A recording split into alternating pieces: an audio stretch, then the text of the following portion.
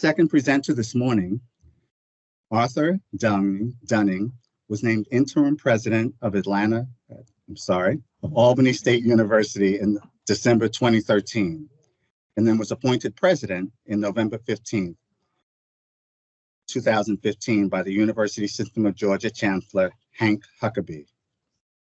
As president, Dr. Dunning focused on recruiting academically talented students and developing programs to help students remain in college and thrive until graduation. He championed academic rigor, increasing financial support in the academy through endowments and scholarships, high-quality customer service, and economic development. Dr. Dunning led the consolidation of Albany State University and Dartmouth State College and became president of the new university. As a veteran administrator, scholar, and lecturer, he has a distinguished track record in higher education in Alabama and Georgia. He has also worked and traveled in more than 30 countries. His portfolio includes experience in international education in East and Southeast Asia, where he worked as a civilian chief executive officer for the U.S. Department of Defense Dependents School in Thailand. Prior to serving as president of Albany State University, he served as Vice Chancellor for International Programs and Outreach for the University of Alabama Systems in Tuscaloosa. In higher education in Georgia for nearly 35 years, Dr. Dunning served in key leadership positions. He served as Vice President for Public Service and Outreach at UGA, Dean of Graduate Studies and Sponsored Research at Chancellor State University, Senior Vice Chancellor for Human and External Resources at the University System of Georgia. This Alabama native earned his bachelor's, master's, and doctoral degrees at the University of Alabama. Okay. Let's welcome Dr. Arthur Dunning.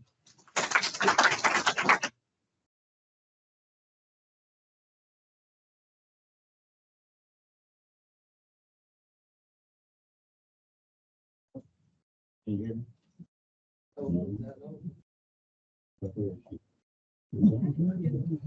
Does it work when you have it?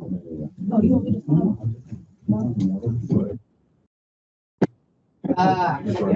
Can you hear me now? Yeah. Let me do it. Thank you for that introduction. And before I get started, I want to make an assignment to everybody in this room that within the next 24 hours, someone mentioned Jefferson Davis. His vice president was a man named Alexander H. Stevens. He made a speech in Savannah in October 1861, and it's called the Cornerstone Speech. He gives the foundation for the Confederacy, and he outlines some information about taxes, politics. The main thing he outlines, he gives the foundation of race in the Confederacy. And his first, what he describes is Isabel Wilkerson's first pillar, where he defined our place as African Americans in this country as divine will and natural law. Yes. So it gives you a sense of the foundation of how all this got started. And so I wanted to do 2 or 3 things today, because this is an issue I've been struggling with personally, this concept of reconciliation. The South Africans created a process called Truth and Reconciliation. Many Black South Africans did not like that process because it left out what they considered a word that should have been in the middle called justice. It should have been truth, justice, and reconciliation. That was the drawback for them. This commission could not charge people with crimes. All they could do is tell the truth and try to reconcile. In this country, we have not even taken a stab at that. We have resisted at every step to tell the truth, and we've been doing it in 2024 and most recent years. I want to talk about these 3 phases where people become extremely fearful. One was the Civil War, where the nation was breaking apart. The second was civil rights.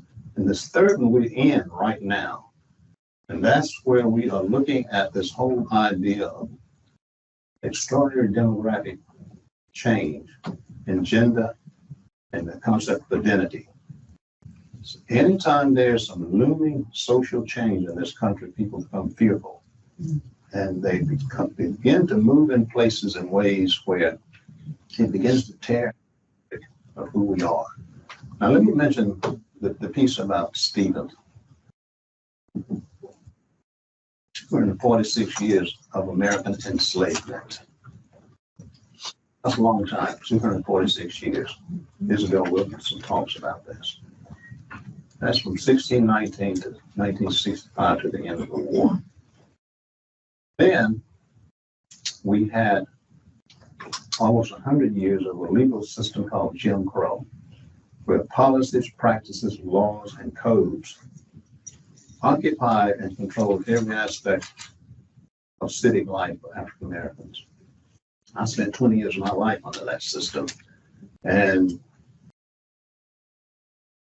fortunately, 2 of those years I was out of the country serving in the military. So let me tell you what happened with this social change, because this is one that I can talk about. Civil rights. In 1963, perhaps was the tipping point. But before that, in 1948, Harry Truman beat a man called named Strom Thurmond from South Carolina. And there were 2 other people in the race. Strom Thurmond made a speech in the fall of 1948 at the University of Virginia, where he had 1,000 people screaming. He said there are not enough troops in the army to force, and he used the N-word, enter our theaters, enter our schools, enter our homes, and enter our churches. We will fight every step of the way. He ran as a Southern Democrat. And what happened as the election occurred, Thurmond won 4 states. He won Louisiana, Mississippi, Alabama, and South Carolina. He didn't even win this one, state of Georgia. So he was on the cusp of what was going on, that was going to happen in 1963, which was sort of the tipping point for change in getting this 100 years of segregation out of the way for us. And the reason I mentioned 63, because that was probably the most pivotal year of all the atrocities that occurred. And I was like some of you talked about this morning, I was a voracious reader. I grew up in one of the most remote areas of Alabama. My mom and dad were school teachers, so I was never out of school. I was in school during the day and in school at home at night. So they wore me down. But I was out of the country in 1963. And here's what I read in the base library on an island off the coast of China. Every day after working on the nuclear weapons area, I would go to the base library. And yet they had one Southern newspaper called the Atlanta Journal-Constitution. Nothing else from Florida, Alabama, but one. And they had the Washington Post, New York Times, Los Angeles, Chicago, and I think Detroit. And they had all the magazines. The first thing that happened that caught my attention, that tied me up in knots, was the Kelly Ingram Park in Birmingham, Alabama, where dogs and fire hoses. Because I was walking down the street of a little town called Tainan in Taiwan, and they showed this German Shepherd dog on the front page of the Tainan newspaper, lunging at an African-American man in Birmingham, my home state. And I'm walking around in a military uniform, teenager. All of us 18 and 19 years of age. Every now and then you see somebody 20 who's kind of old.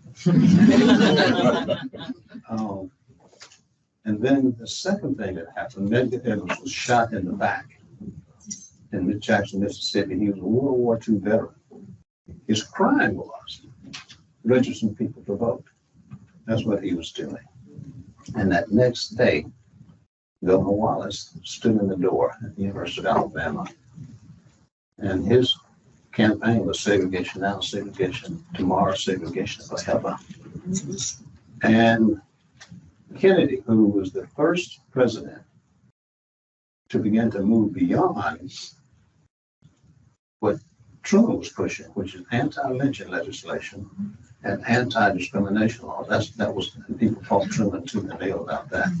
Kennedy was going much deeper with that. And then, after Wallace stood in the door to block a student from the University of Alabama, a woman named Eva,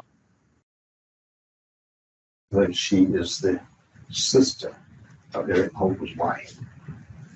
And then in August, perhaps the greatest speech of the 20th century, for I had a dream of Martin Luther King, the March on Washington. And the thing that caused me to almost come unglued as a teenager about the killing of the 4 girls in Birmingham. And I had a lot of intimacy with Birmingham, Alabama, because my dad was actually a business sister. And lastly, all of this happened in '63. The man who had been pushing and advocating, and he was assassinated.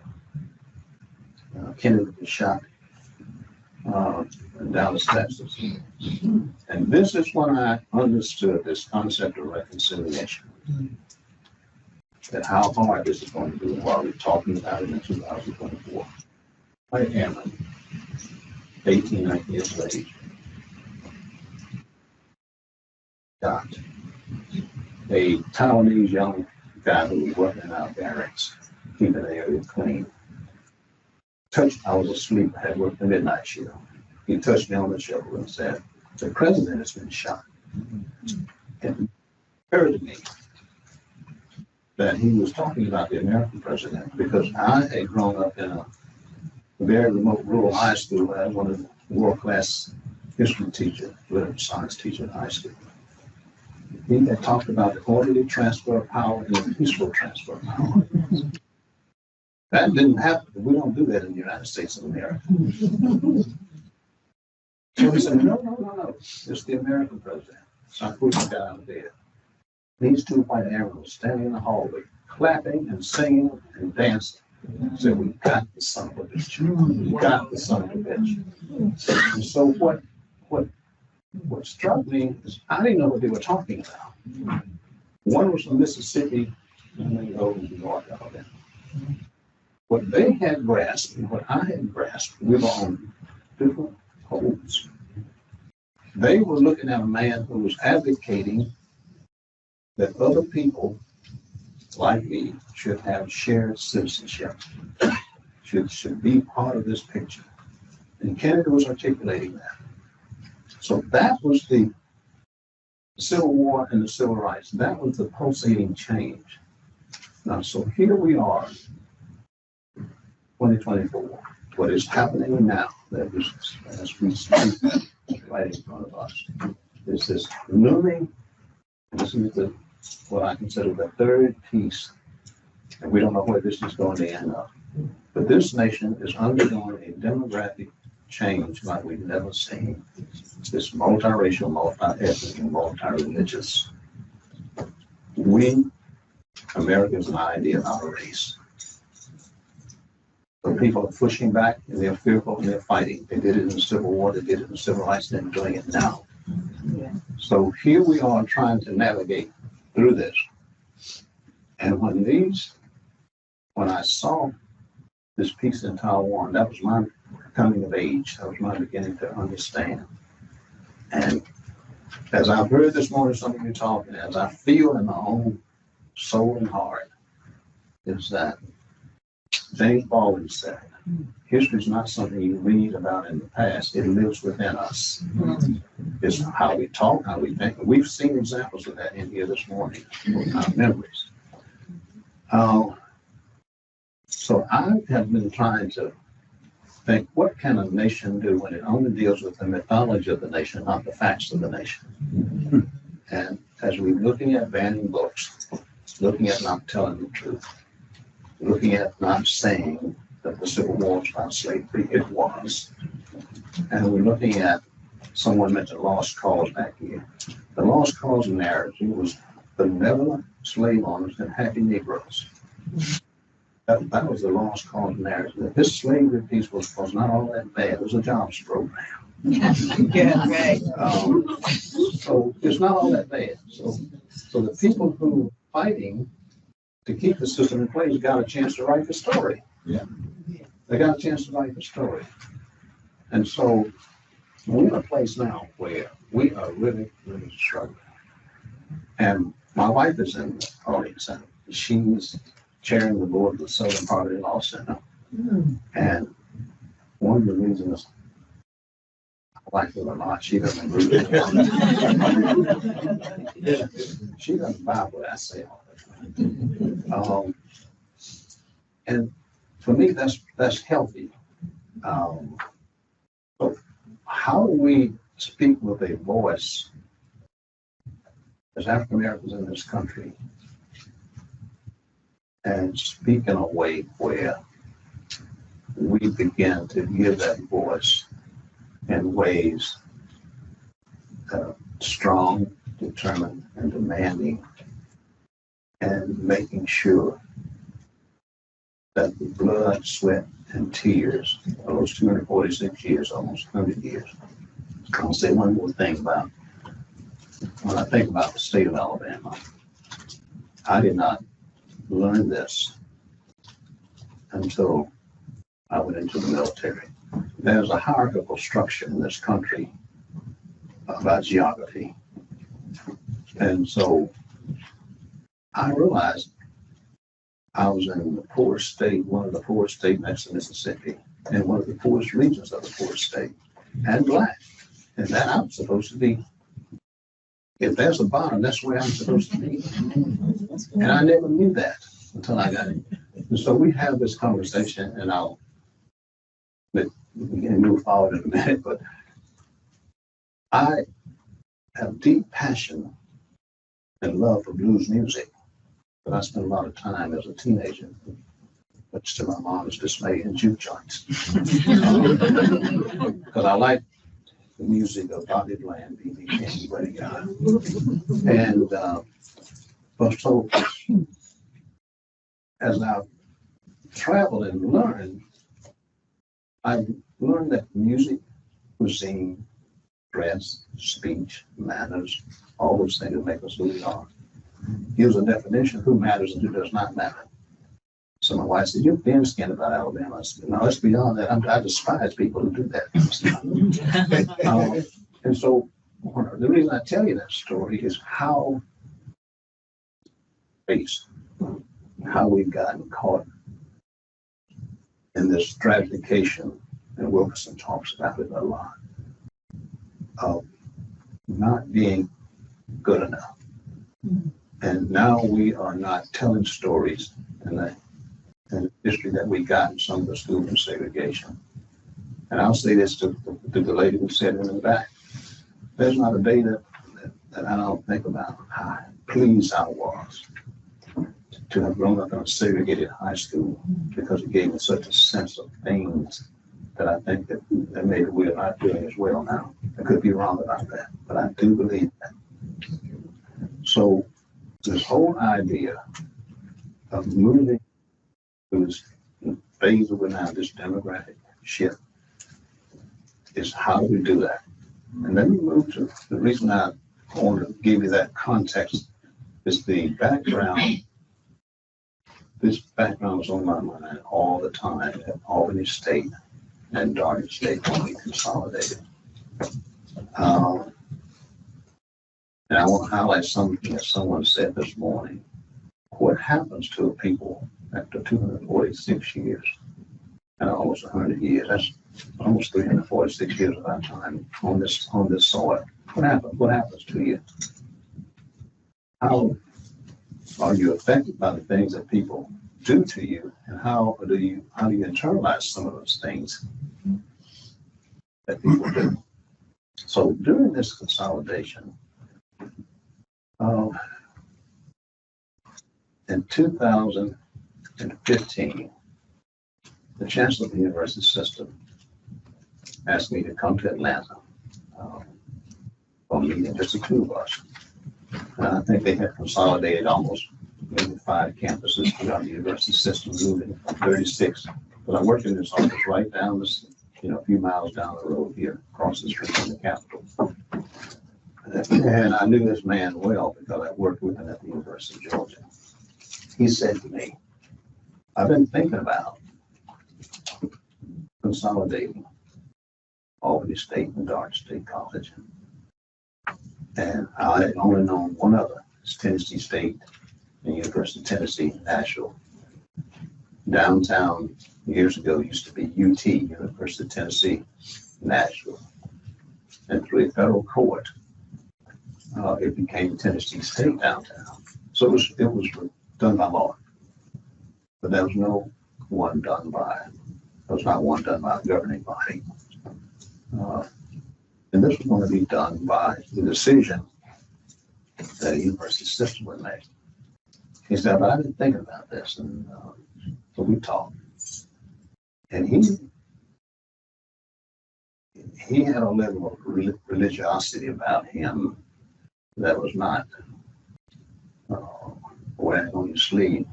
It more was fair and was unfair. And his idea was these 2 schools in Albany, Georgia, southwest Georgia, they're about 4 miles apart. They're in the poorest section of Georgia. This is part of the Georgia Black Belt. It starts in southern Virginia, goes all the way through South Carolina, South Georgia, South Alabama, up the Mississippi Delta, and over to East Texas. So Albany State sits right in the middle of that. He says the poorest section of Georgia. So these 2 schools have been at odds as long as I can remember. And he was right, because I worked in the system for 13 years, right back down the road from us. So I knew about that. And he said, well, let's talk again. And so 2 or 3 months later, and what I knew he would do in between was to talk to regents, is to get a sense of the pulse of whether or not people have the stomach to do this. Because it was going to cause some feelings, emotions, and passions, and that's an understatement.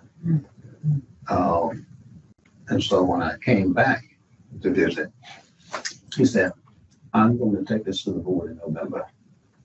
And can you come to Atlanta for this board meeting? So I said, and in the meeting with him, I said, you sure you know what you're doing? I said, because this will unleash, and I didn't use the words that I've used in here with you this morning, but I was thinking about the 246 years, 100 years, and how those 2 schools were manifestations of that. One was created for white kids, and one because there was nowhere else to go. African Americans in 1901, Joseph Holly.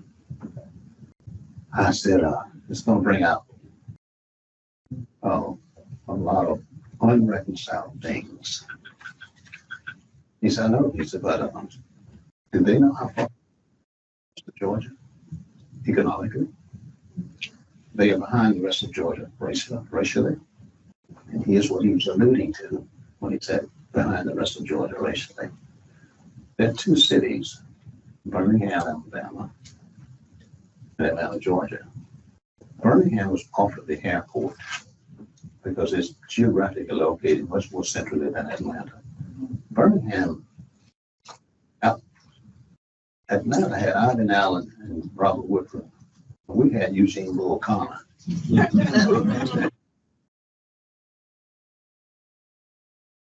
Wallace. They wanted no part of progress moving forward because that meant other folks had to move too. So they rejected everything to keep those outsiders. So that airport that you pass up here, international, the engine that keeps exploding in prosperity. And it's not just for Atlanta, it's for the surrounding region. So your race and your passions about race has an economic tie. And so this man was saying, these two schools cannot be at loggerheads and expect Southwest Georgia to grow economically. So we're tired of just, he didn't use the word neglect, but that we should give some attention to this. So in November, they made the announcement that they were going to consolidate. Albany State is named. Albany State would continue to be an HBCU. Garden State would cease to exist, but it would be Albany State University. The history, by definition, you can't change that, nor should you, because the HBCU designation was given in the 1965 Higher Education Act. So he made the announcement, and then in December, the board voted. And Sachs gave us the green light to start the process. And I want to kind of give you some insights about the process, because I think those two phases of civil rights and Civil War will give you some insights of some of the things I saw occurred, and some of the things that I felt.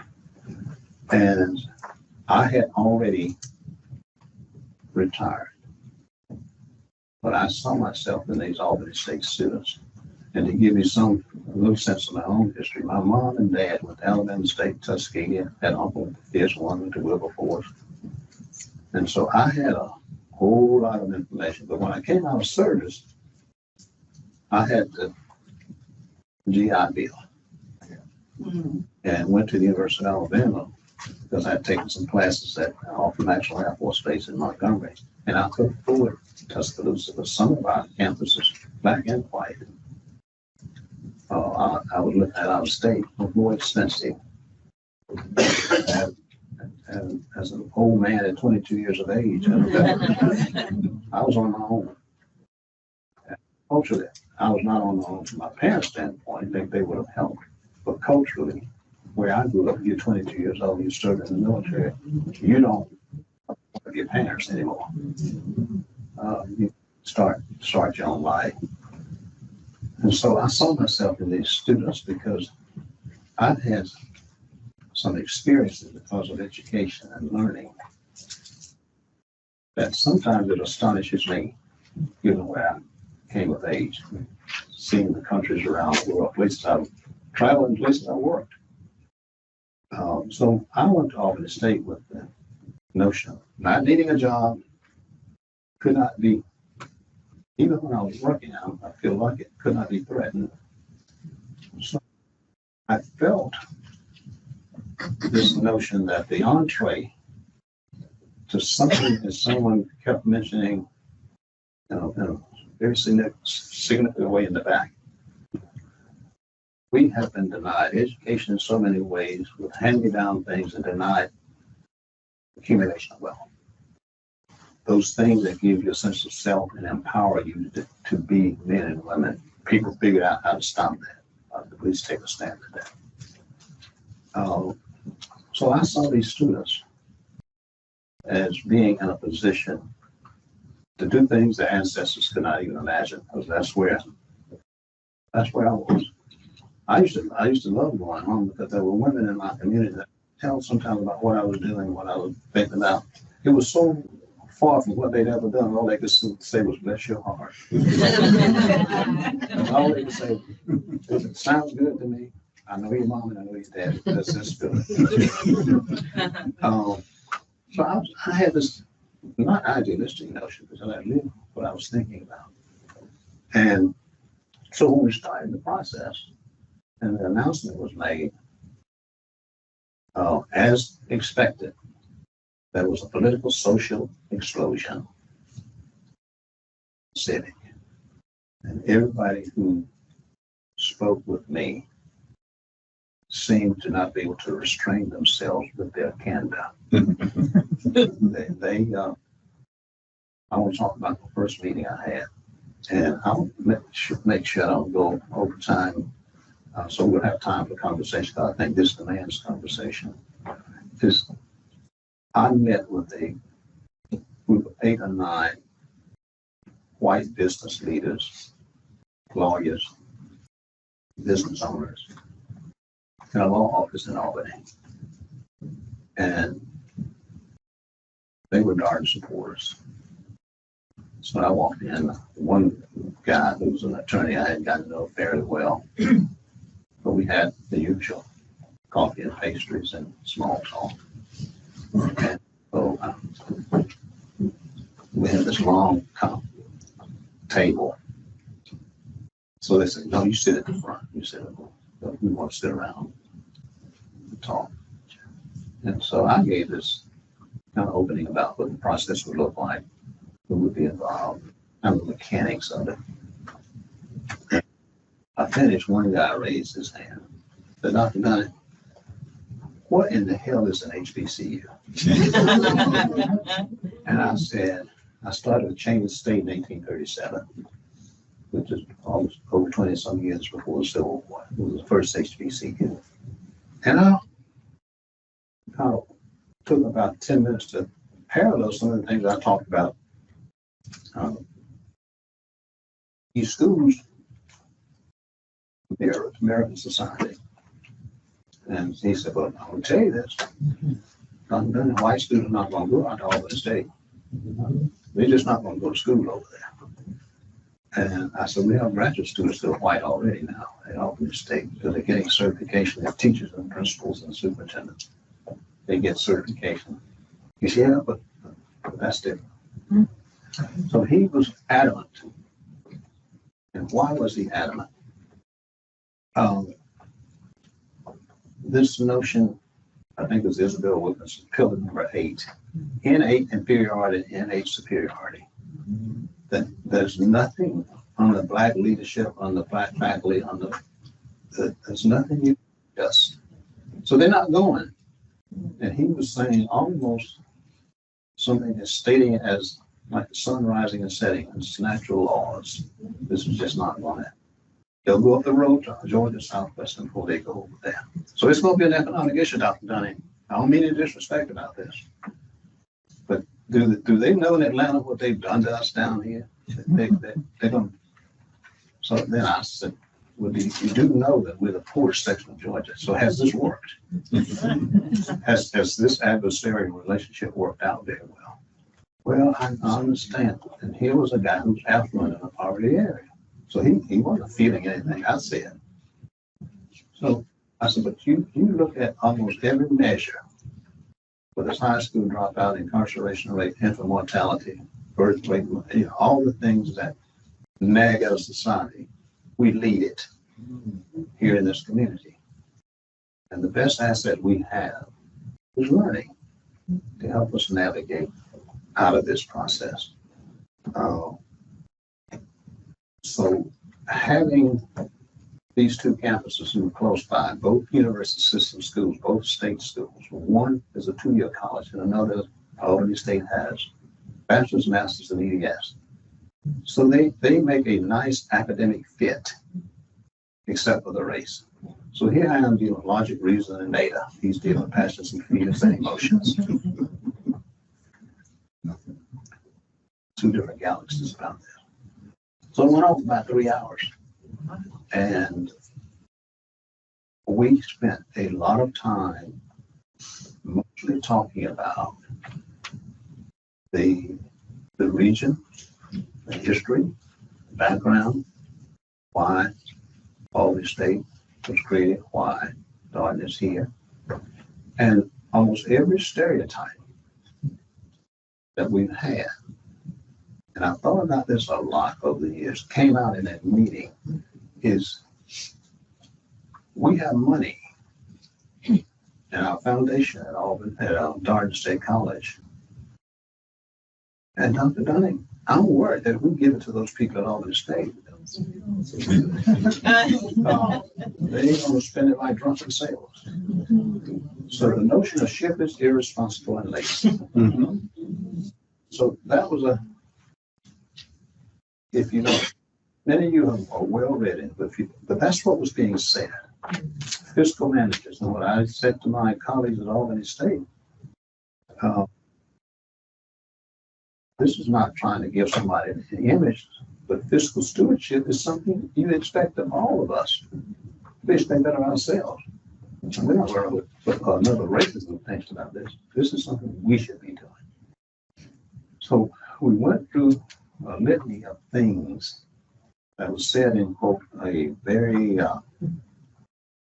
way, but it dealt with almost everything that Wilkerson states in those 8 pillars. And so after that, I made visits to cities around Georgia to speak with Albany State alums. And again, this is where I began to feel, and this is something I had to fight against for me personally, it's not to internalize what people do to you and make you behave in ways where you don't function at the highest level and you lose your ability to think clearly and deeply about things. And I said, they were saying to me when I was making these trips, they're going to take over. I said, wait. Please read what was said. Albany State will maintain this. I said, it's not the Chancellor's to take. The HBCU status is permanent. Because that is the history. The name is the same. All of the things, the trappings that you feel that are in place now, that symbolize who you are, will stay in place. Well, but I don't believe that. That's the 246 years and 100 years or so. That's because we have data, Dr. Dunning, to say at some point something else is going to happen. And I understood that deeply, exactly what was being said.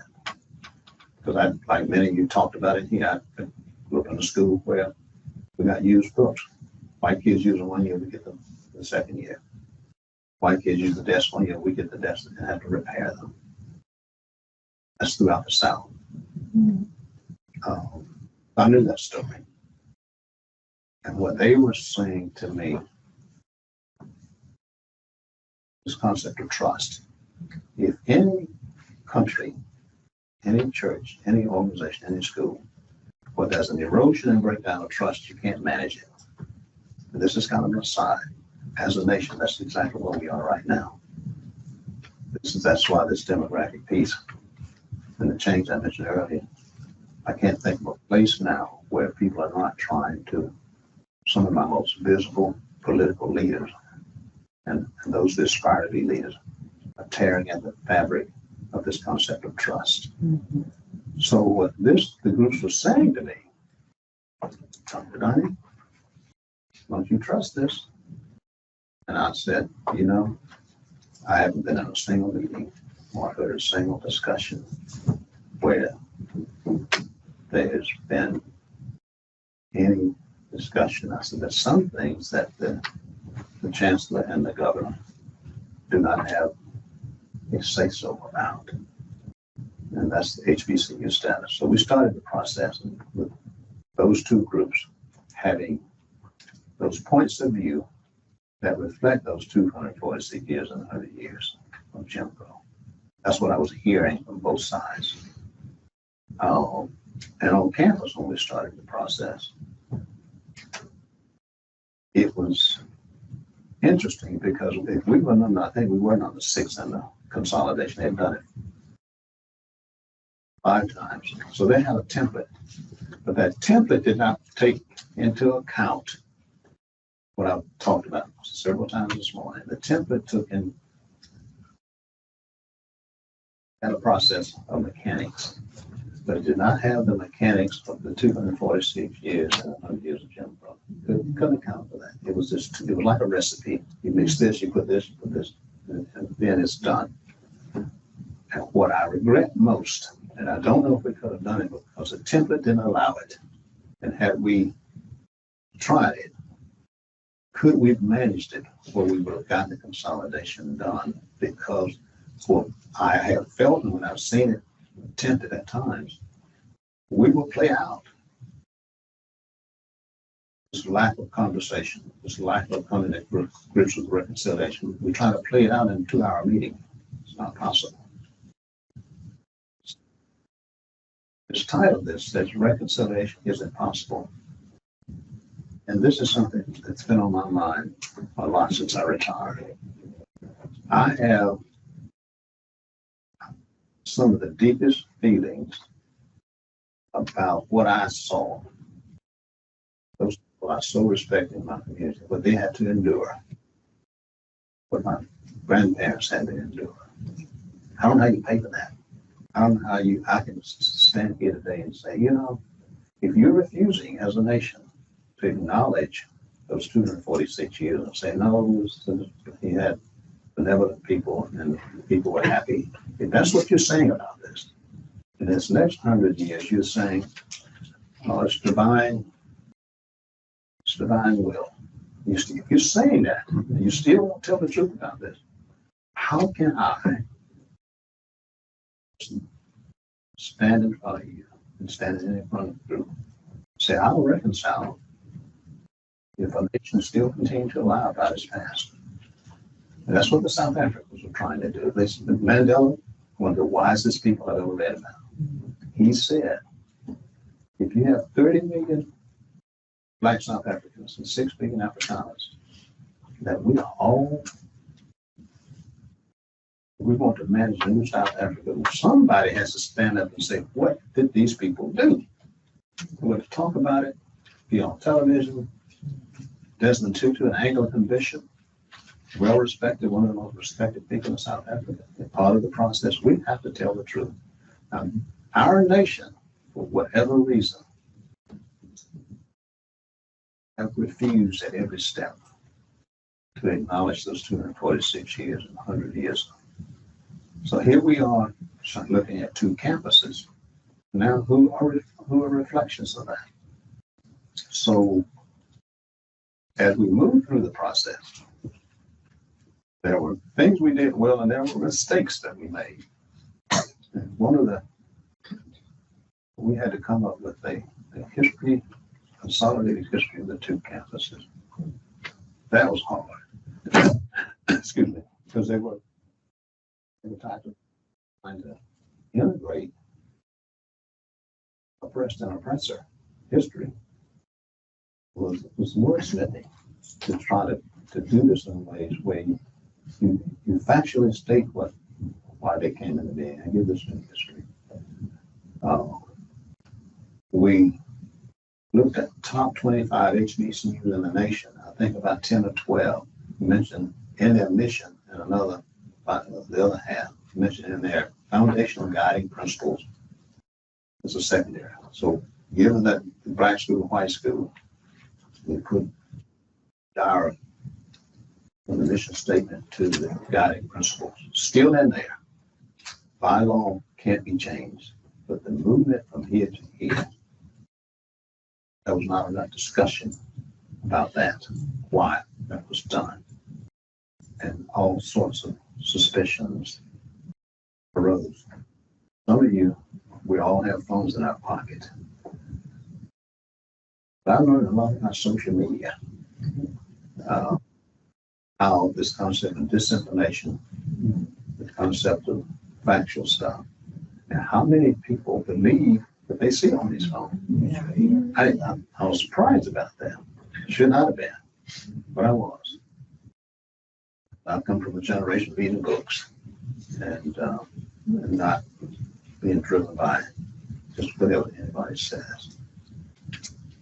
So social media tied us up in knots, what people were saying about the process. So we are strategically, we were always responding rather than in front of it.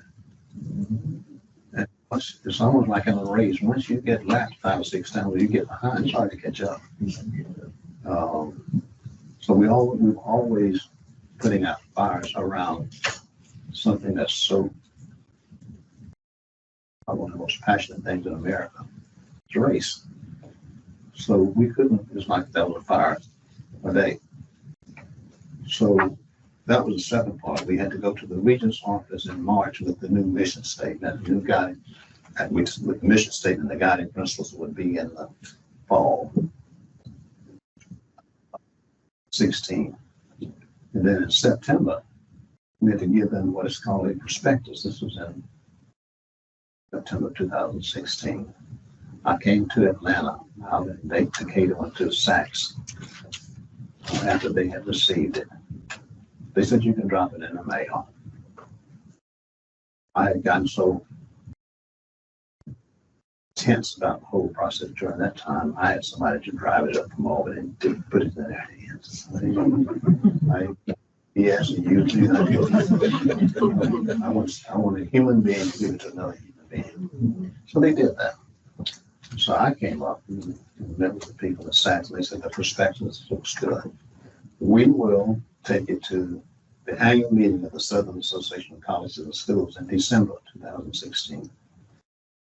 And I came to that meeting. They move around the Southeast. This so happened this year that 16 it was in Atlanta, I think at the Hyatt America. They have this big screen where they scroll down and show perspectives, new campuses, consolidations, and they wouldn't tell you. So I sat there, and got to the approved for the consolidation perspective, and Albany State Darden popped up. I went out and got a glass of wine after that. So that was the blueprint. And the blueprint placed what the new campus would look like, what the course offerings would be, new positions, old positions eliminated, the whole process. And at the January 17th, we would start Albany State University. Darden ceased to exist. And Albany State West Campus, Albany State East Campus. The beginning of what was a shakedown cruise. Like it's a new relationship. I use relationships whether it's two people, whether it's a group, whether it's an organization. There's a honeymoon period and there's a period of kind of coming groups of things. They're not the same. And so we started the process with this new blueprint. Almost day in and day out, there was something that would pop up that was around the unreconciled issues of race. And almost how do you manage this decision making using logic, reason, and data, and trust is never there. That was an ongoing piece. And I got to a point in this process where I felt like I've heard some of you talk about this morning, this concept of telling the truth. I felt like the price we have paid for lack of telling the truth in this country is huge. It's huge. And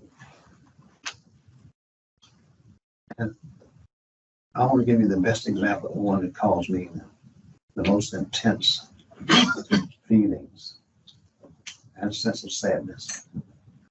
Growing up, we came out of the church that we were attending in Albany. Young African-American students student at Darden, I think she was in the nursing program.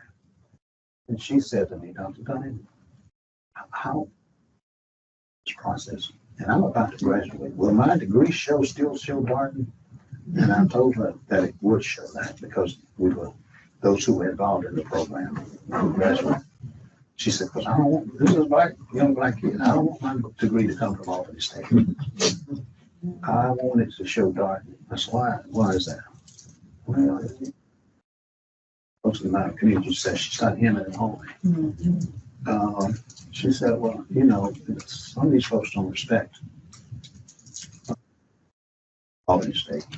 And I thought, okay, that's a lot back to those years that I mentioned to you. What people do to you and what you internalize, what you believe about yourself. So as I started to see some other examples of what this young woman said to me, where there were people who were accepting the elixir that had been sold. Good school versus bad school. White school versus black school. One good degree and others a bad degree. I finally realized, and that's why I wrote this book, this Unreconciled, Race, History, and Education in the Deep South. It started to weigh on me. And plus, as I mentioned to you, I had already retired from Albany State. From University of Alabama system. And I'll end with this, and we'll have some questions and thoughts, comments, and I'll respond to those. I was in Washington, D.C. with a number of African-American HBCU presidents. There were about 20 HBCU presidents from around the country. We got a strategic planning session. And somebody said, as we went around the table discussing what we were working on, we went around the table, and they got to me, and I talked about the consolidation and merger. And the whole room got quiet because they know what you know in here. Got your hands full. And one guy that I'm done kind of make it. He's going to talk about consolidation. I said, sure, go ahead. He said, I sure do hope you have some go to hell money in your pocket. He said, you need to. I hope that you personally are prepared to deal with this. Because all of us have this deep sense of how unreconciled this stuff is.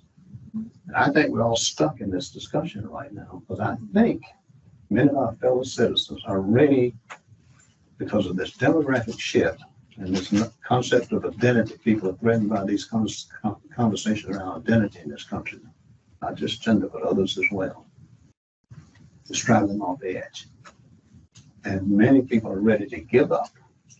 If I'm going to lose my supremacy on a democratic process, then I'll try something called authority. I'll try something else.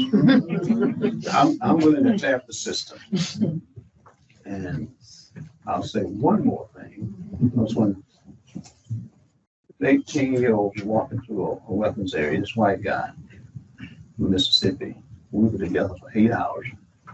Both had carbines, and I had a pistol in addition to a carbine. And said, well, what do you people want? And I remember saying things that's clear in my mind. I said, I'll take just being left alone right now. And then I said some other things, but the other things I do know would have been around this notion of sharing citizenship. I want to be treated like you're treated. When I get back home, I'm going back to white and colored signs in Alabama, Mississippi, Georgia. I'm going back to the Jim Crow South. Over here, I can walk around anywhere. Do you understand that? I'm freer on this island than I am in Alabama. So when I started to feel that weighing, the coming of closing that process and all that began to weigh on, that's when I stepped away and thought, around this conversation we're having this morning, how in the world do we move forward when you don't tell the truth? That's going to be my challenge and yours. So I'm going to stop and respond this light because of some challenges I have with vision. I'm not going to be with it. So when you want to speak, just go ahead and speak in 5 minutes. Feel free to talk beyond that. I don't want to take away from your time to sell the book, but we've got all through lunch. So whatever you Okay. Go to it. I would like to say something taller about the thing. First thing I want to establish, when I was growing up here in Georgia, it was Albany State, Albany.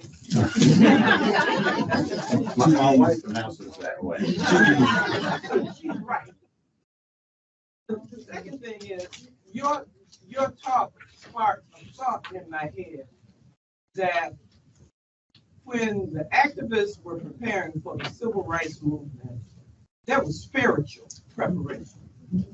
We have not done that in terms of this integration, like post-civil rights. There has not been, so when you talk about this hard knock of unreconciliation, that just popped into my head. And then the third point is, there's another group that is never talked about. It is the big elephant in the room. Who this land belonged to before any white folk and black folk got here. Until we deal with the native people who this land belonged to, like trying to figure out black rights on top of the crushing of the native people, it just seems to me you have an ongoing problem. I don't have a solution, it's just some thoughts that your speech, your presentation sparked in my head. Get that all finished straight though. All right. I'll get a tutorial.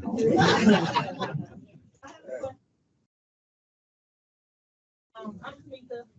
My question is, since you were the president at the time of the consolidation of the two schools, did you receive any threats, death threats? Were they blaming you for what was going on? I did not receive any threats. What I did receive is that there were people who, again, back to the level of trust, that Dr. Dunning, you are saying something, but there's something behind this. And some people, I will always use candor about this. You do understand, Dr. Dunning, these white folks are not going to tell the truth about this. And one said to me, and I knew this because I had some sense about what happened. Albany was flooded. There were some people in that community at the time who made an effort to have institution closed because it was flooded, it was destroyed. Flood of 1994. And I had that outlined for me, and I knew more about what happened than what I was saying as I was listening. Is that Albany State was on a floodplain. And that's what Joseph Holly, the worst land in the cities. So it was put down on the river, on the Flint River. So when that river overflowed, I think the flood stage was 27 feet, but it got up to 41 feet. The whole bottom campus was on the water. Yeah. So $150 million had to be spent to get it out of the floodplain and build new buildings. And there were people in the community who tried to get it closed. And luckily, we had a chancellor named Stephen Porch, who was born and raised in England, and Zell Miller. They both said, heck no, we're going to build it back. We're not going to close it. I'm not sure why you even bringing that up. So when I was involved in the process, and don't you understand all that? And understand that these white folks will do anything they want to do when they get ready to do it, then you must be part of the problem. So, I've been in meetings, public, I've been in meetings, private, I've been in meetings with 3 or 4 people with the Chancellor. There's not a single meeting I've been in where there's even been a slight discussion about closing the place. It's trying to, they seem to understand some more about the strength of the place and the potential to keep. And that you really understand, that you really articulate it to me. Well, you got to be on the lookout for that. And so there were some of the usual name calling,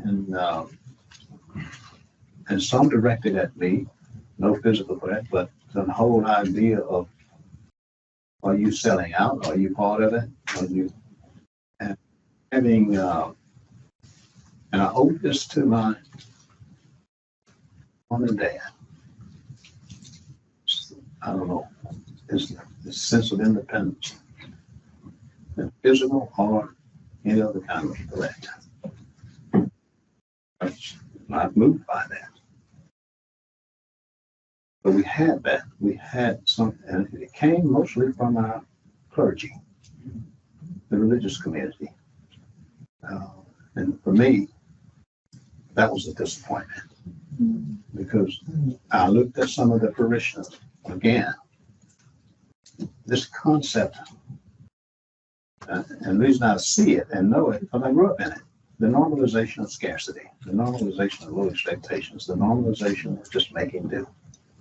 Because you've been put upon for so long.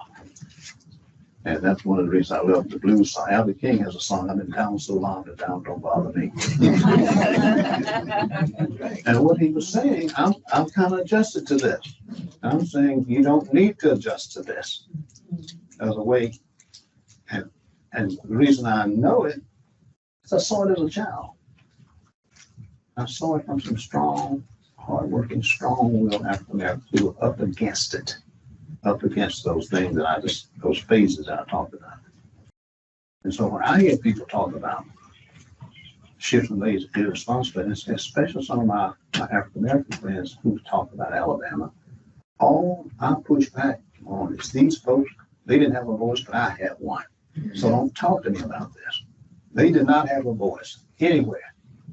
And so our affluent African American friends who look at a place like Albany and a place like southwest Alabama, my tolerance is less than zero for that. And so when I was down there, I'm thinking, I heard these preachers questioning whether or not I was in this.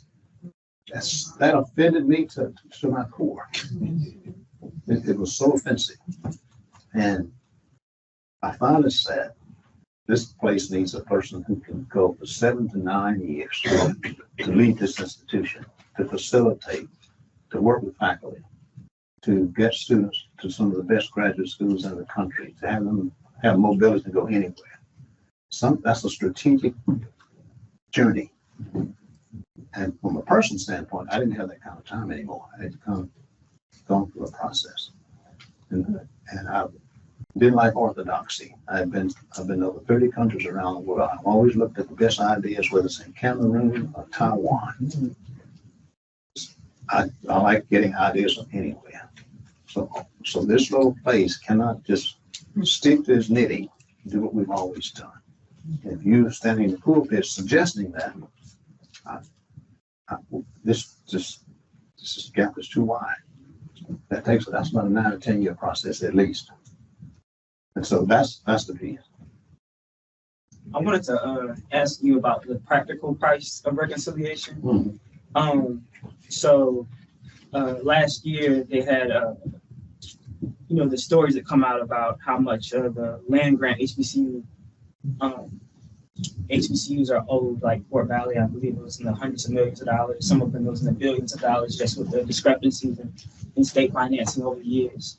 And how do you think about addressing reconciliation, when the cost of it is so high? I know as you make those analogies to the civil rights era, Dr. King talked about how he felt once they got past the cheap things, like, just integrating a public school or allowing Black people to go into a movie theater, which really doesn't cost you anything, actually allows for, those theaters to make more money. That once they got to the things that actually cost money, that's when the resistance came. So as we look at billions for individual colleges and hundreds of millions for even a moderately sized school like Fort Valley, what do you think about in terms of the practical cost of reconciliation? You touched something that has gotten me in some difficulty over time. And it's something that I had to think about, this concept of justice and reparations.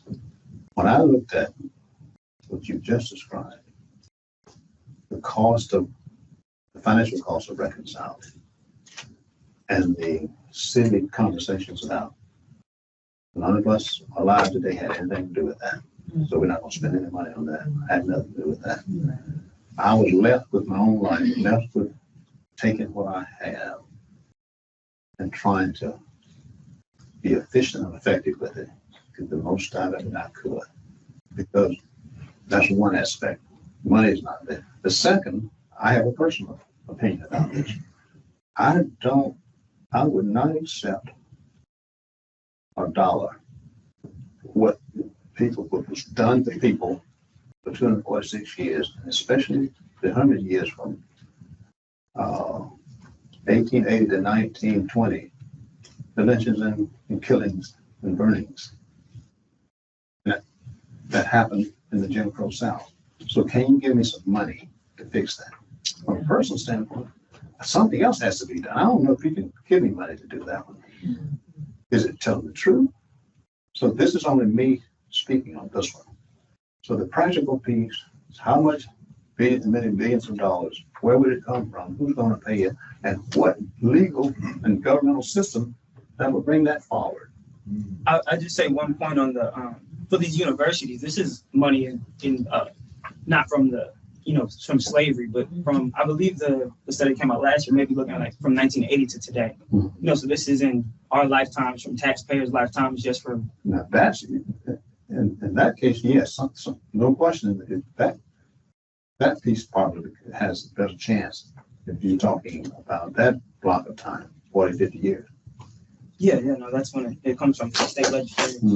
I mean, like, Brian Kemp, I believe he responded in a letter saying, oh, we're going to look into this. And there are different states, there's been different colleges. Some are doing private suits, some have looked at state legislators to respond. But I was just curious about it. Yeah, and this is something that we discussed in our household about is this generational response to this. How do you, present generation, tackle those issues where you get a fixed period of time, a fixed issue, and you're tenacious about getting an outcome? And if you're talking about a briefer snapshot where you can't use this notion, well, this was back then, we can't do anything about it, it had nothing to do with it. If you're talking about a shorter time frame, then that's where I think you can weigh in on that one. And that's what my hope is for all of the people who've been African Americans who've been blessed and highly educated and worked hard to get to where they are. How do they pay their civic rent? How do I pay my civic rent? And my wife at work, I say, you're paying our city rent. She said, no, you got to pay yours too. How do we do something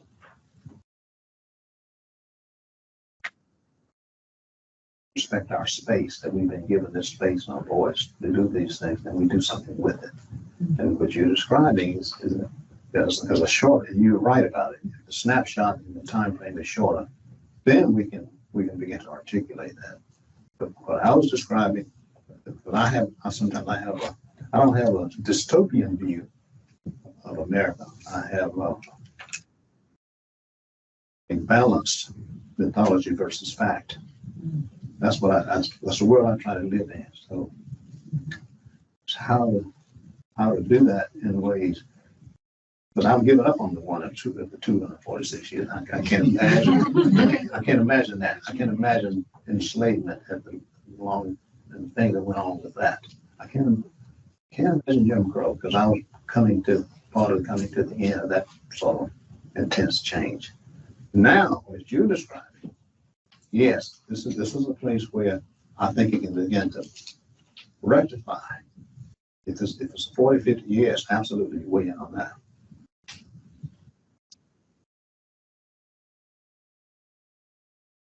Excuse me, sir.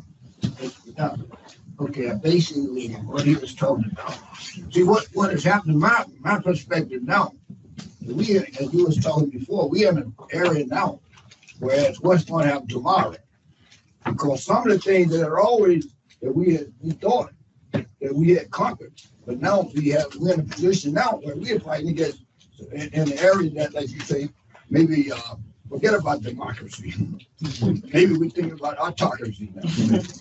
And basically what happened is what's going to happen tomorrow. Because as you were saying, I recall the day that John F. Kennedy was assassinated. I think I was a sophomore in high school at the time. And I can remember all the other areas you're talking about or whatever. Then we can go back in time of Jim Crow. And my father came up in the time when he was a sharecropper. Okay, Now, I used to have a conversation with him and my mother, because I had like extra amount of brothers and sisters was older than me. I think it was around 1939 and 1940 or something like that. Where the government gave something called priority checks, I think it was.